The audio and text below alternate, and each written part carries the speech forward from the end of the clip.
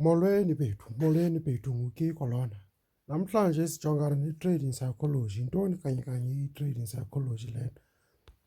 Because abantu abaninzi, especially laba abasaqala baya phaa kulaa nto banee-false beliefs apha emakhandeni wabo, ii-myths ukuthi bazawuba rich fast, ukuthi bazawenza i-easy money fast, nokuthi i-one size fits all, nokuthi bathathe multiple positions every day, nokuthi i-wins ifanele ibe 100%, ii-losses azifanelekanga zibe khona, nokuthi bafanele bathole i-strategy esi-perfect umuntu ukuthi akwazi ukuthi awine. And asoze isebenze le nto, ayikho njalo.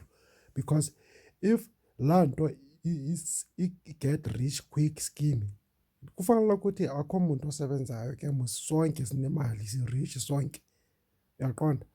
Sonke sihlezi ebhichi singamamillionaires, akho muntu ophangelayo. So ayikho i-get rich quick scheme apha, ayikho tu.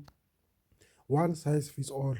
Omunye umuntu uyaphaa ngale ngqondo ukuthi if omunye umuntu othile uyakwazi ukwenza i-profit njalo nje, so i-obvious naye if angakhopisha ii-methods zalaa mntu naye uzokwazi ukuthi ayenze i-profit njalo nje everyday, and ayikho le nto leyo. So abantu abasaqala ii-newbies ke zidla ngokukholwa ukuthi ube professional, ube successful, ube profitable, ufanele uwenze i-multiple positions every day, and ayisoze isebenze le nto, ayikho le nto leyo. Abantu aba-professionally, even uma batrader, uzothola ukuthi umuntu uthatha only 2 or 3 positions every day, and then uzothola ukuthi umuntu uthatha about 10 to 15 trades per month. Hayi le nto ukuthi umuntu ufanele athathe multiple positions every day, ayikho tu laa nto, yimyth nje esiyifakayo. And then ii-newbies zidla ngokukholelwa ukuthi umuntu ukuthi abe profitable, i-strategy asisebenzisayo okanye i-system ayisebenzisayo ifanele ibe 100% perfect, meaning ukuthi afanelanga ibe nama-losses tu, ifanele ibe 100% winning, 0%, and ayikho le nto leyo. Because even ii-professionals kwazona umuntu akatholi 100% win every day or every week or every month. Umuntu uba nazo ii-losses, umuntu unazo ii-wins. So i-holy grail strategy ayisebenzi, because even i-strategy singaba perfect, singaba almost perfect okanye sisebenze kahle, soze uthola 100% wins, soze uthola 100% wins every day, ii-losses zizawuba khona. But into esiyithathayo ukuthi i-strategy osebenzisayo ufanele at least uchoose i-high probability trades, so that mawungena kwi-trade ube nekhulu confluences zibe ninzi, so that at least ii-odds zakho zibe ninzi kuwe, so that ukwazi ukuba ne-edge in the market. Uyayithola ke, so that even more enter a position wenze a calculated risk position, ukuthi wayazi ukuthi if uriska 1R, i-profit target yakho ngu-2R okanye 3R, and uzoba patient, ube disciplined to take only high probability trades. Uyaqonda ke, igqithela phambili ke. Mawugqithela phambili sithatha babhiliva ii-newbies sibhiliva ukuthi ufanele usebenzise multiple strategies and multiple indicators ukuthi ukwazi ukuba successful. Ayikho tu laa nto, ayikho. Because ezi professionals esizaziyo, ezi professional ezi-successful, nazo kwazona mazitrade phaa, umuntu the most usebenzisa i-system eyi-1 okanye eziyi-2 qha, a-exploite yona leyo nto oko njalo nje, repeatedly doing the same thing over and over again. Umzekelo, for instance, if uzothatha i-ice, if uzothatha amanzi let's say it's winter ngaphandle, i-temperature is below 0 degrees Celsius, kuyabanda kusebusika. If uzothatha amanzi uwafake inside the mug uwabeke ngaphandle ubusuku bonke, uzothola i-ice ekuseni mawuvuka, uzothola i-ice ekuseni irrespective of whether usebenzise ufake galela amanzi inside i-coffee mug okanye a cup or a bucket. Okusalayo ukuthi kusebusika i-temperature is below freezing point mawubeka amanzi ngaphandle overnight uzothola i-ice. So i-professionals nazo zisebenza kanje. Umuntu uzokhetha i-strategy or i-system eyi-1 the most or 2 maybe asebenzise zona ay-exploite njalo nje everyday until trading is boring. So le nto ukuthi i-newbies zikholelwa ukuthi ukuba successful ufanele usebenzise multiple strategies, multiple analysis. Ayikho tu le nto leyo, yi-myth, ayikho tu. Enye i-myth i-newbies eziyibhelivayo ukuthi i-trading e-successful ufanele ebe complicated, ebe sophisticated, ufanele ube u-internet guru, ube uchwepheshe we-technology. Ayikho tu yonke laa nto leya, ayikho. Because i-professional traders zisebenzisani? Zikholelwa use simplicity than complexity. You must use simple things. Simple things occur commonly, not complex things. Complicate, usebenzisa Fibonacci, ntoni, load a lot of indicators like moving averages, like MACD, stochastics, Bollinger Bands, parabolic nantoni. I-professionals the most sebenzisa i-system eyi-1, ufollowa into eyi-1 umuntu ayi-backtestileyo, ayi-forward tester, uzo-exporta every day doing the same thing over and over again. So le nto ukuthi usebenzisa multiple systems ayikho tu, ayisebenzi. I-stop loss, ii-newbies zidla ngokuthi i-stop loss afanelanga usebenzise tu okanye usebenzise i-mental stop loss. Ayikho leyo nto leyo because i-professionals ziyasifaka i-stop loss phaa, ziyasifaka i-stop loss so that ukuminimize i-risk yakhe. Ii-newbies zibhiliva ngokuthi if umuntu uthathe a certain position and laa position yakhe it's a losing position, zidla ngokuthi that was a bad trade. And then if uthathe i-position, a certain position, wawina ke, if leyo position iyawina, udla ngokuthi that was a good position. Ayikho leyo nto, ayisebenzi njalo leyo nto leyo. I-professionals zithi even umuntu if uthathe a good trading decision ingakwazi ukuthi iluse because what, i-market iyenza anything efuna ukuyenza. I-market ayinyanzelekanga ukuthi ilandele ilokhu nje ii-indicators zakho okanye analysis zakho okanye what. I-market will do whatever it wanna do. The market will either be trending up or trending down or ranging. The market will do only what it wanna do. It won't care about your indicators or your analysis or the time spent to analyze or a course that you attended or the kind of mentorship you are in. So ayikho le nto leyo tu. So a good trade is the one that if uyithatha bearing in mind wenza i-analysis zakho kahle, preferably on multiple time frame, let's say daily, 4 hours or 1 hour, and then mawuzo-entarisha ke kuyo le position yakho, uzo-entarisha based on certain confluences ozibonayo phaa kugraph, u-entarisha kuzo ke, and then mawu-entarisha nge-bracket order kaloku.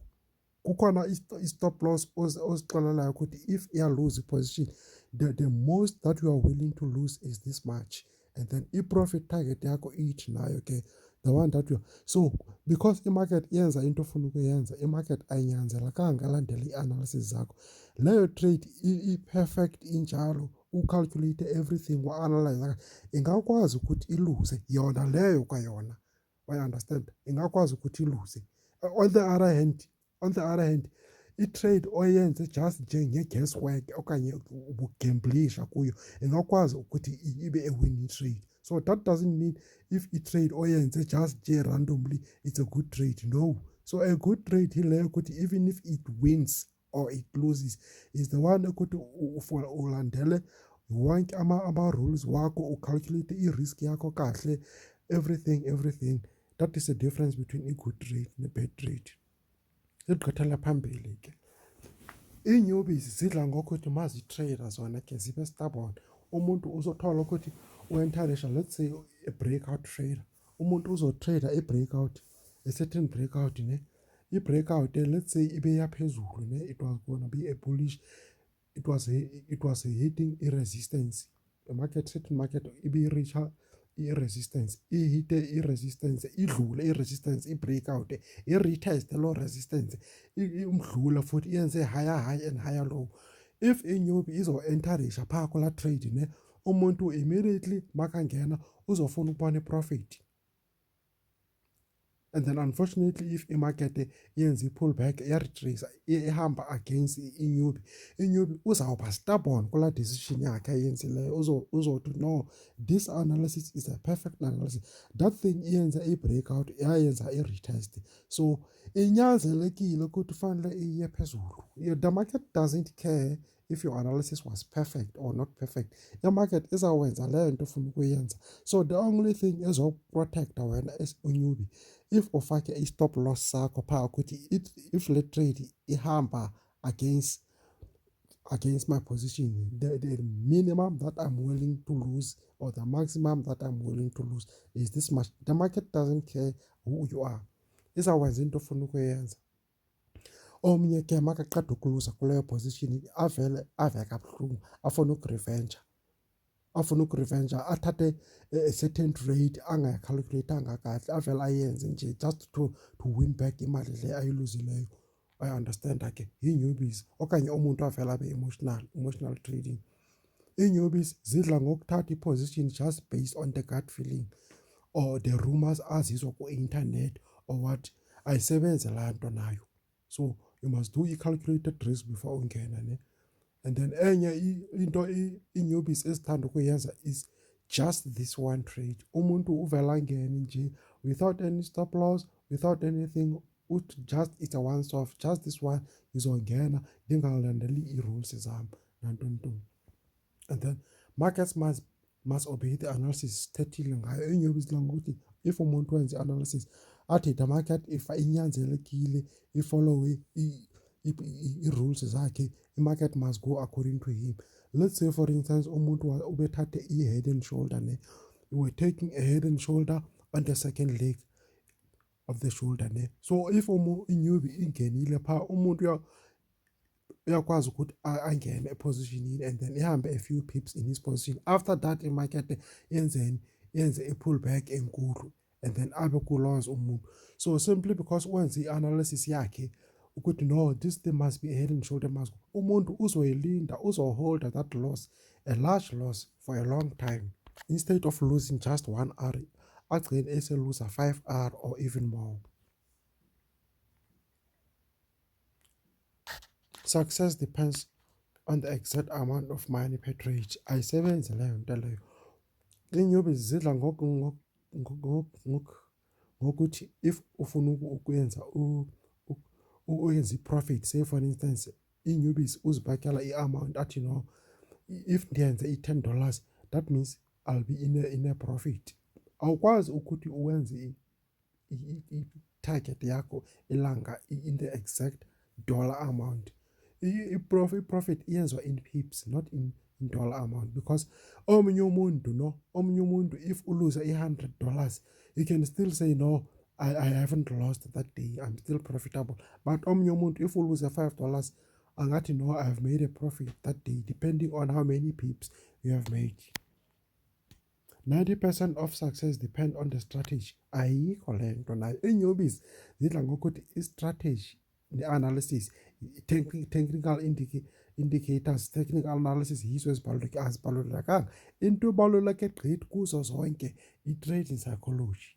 I-trading psychology yiyo ebaluleke more than anything kwi-trading, because i-strategy it only accounts for about 10% of trading and position sizing about 5% of trading. The most part i-trading ixhomekeke ku-trading psychology yakho.